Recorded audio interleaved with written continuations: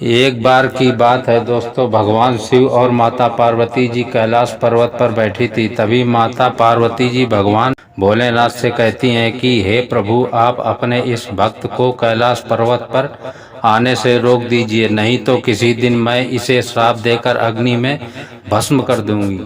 यह जब भी आता है मैं बहुत परेशान हो जाती हूँ, बहुत असहज महसूस करती हूँ।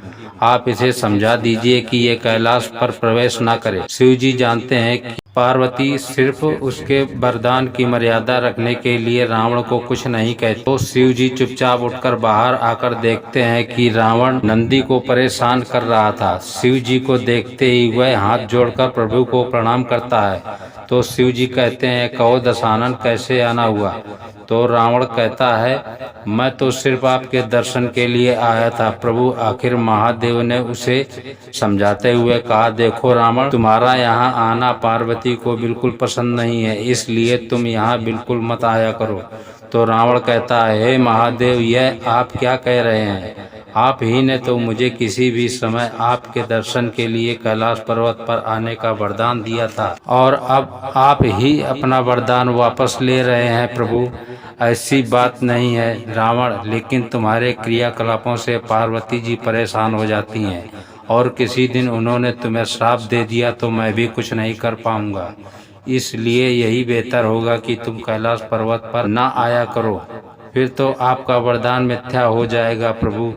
तो शिव जी कहते हैं कि मैं तुम्हें एक वरदान देता हूँ कि तुम जब भी मुझे याद करोगे मैं स्वयं ही आ जाया करूँगा, लेकिन तुम अब किसी भी परिस्थिति में यहाँ पर मत आना। अब तुम यहाँ से जाओ। पार्वती जी तुमसे बहुत रुष्ट हैं। और रावण वहाँ से चला जाता है। समय बदलता है दोस्तों। कुछ समय बाद हनुमान जी रावण की सोने की लंका को जलाकर खाक कर देते हैं, और रावण उनका कुछ नहीं कर पाता। तो रावण सोचते सोचते परेशान हो जाता है कि आखिर हनुमान में इतनी शक्ति आई कहाँ से। परेशान होकर वह महल में ही स्थित शिव मंदिर में जाकर शिव जी की प्रार्थना आरंभ कर देता है, और उसकी प्रार्थना से प्रसन्न होकर शिव जी प्रकट होते हैं, और रावण अभिभूत होकर उनके चरणों में गिर जाता है। कहो दशानन, कैसे हो?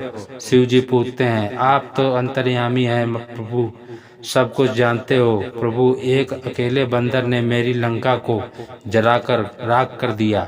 मैं जानना चाहता हूँ कि आखिर ये बंदर कौन है जिसका नाम हनुमान है। शिव जी मुस्कुराते हुए रावण की बात सुनते रहते हैं, और फिर कहते हैं, रावण, ये हनुमान कोई और नहीं, मेरा ही रुद्र अवतार है। विष्णु ने जब यह निश्चय किया कि वे पृथ्वी पर अवतार लेंगे और माता लक्ष्मी भी साथ में अवतरित होंगी, तो मेरी इच्छा हुई कि मैं भी उनकी लीलाओं का साक्षी बनूं। ये बात जब मैंने पार्वती जी को बताई तो वो भी हट कर बैठी कि मैं भी साथ चलूंगी, लेकिन ये समझ नहीं आया कि उसे इस लीला में मैं कैसे शामिल करूं। सभी देवताओं ने मिलकर मुझे मार्ग बताया कि बंदर बन जाइए, और शक्ति स्वरूपा पार्वती देवी आपकी पूंछ के रूप में आपके साथ रहेंगी, तभी आप दोनों साथ रहेंगे। और उसी अनुरूप मैंने हनुमान का रूप लेकर राम जी की सेवा का व्रत लिया, और पार्वती ने पूंछ के रूप में और सेवा के फल स्वरूप तुम्हारी लंका का दहन किया। सुनो रावण, तुम्हारे उद्धार का समय आ गया है। प्रभु श्री राम के हाथों तुम्हारा उद्धार होगा।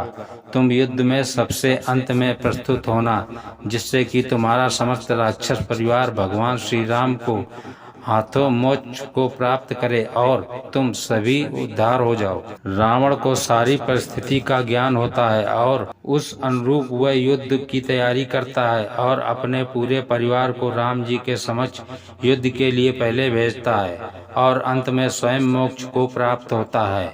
जय श्री राम।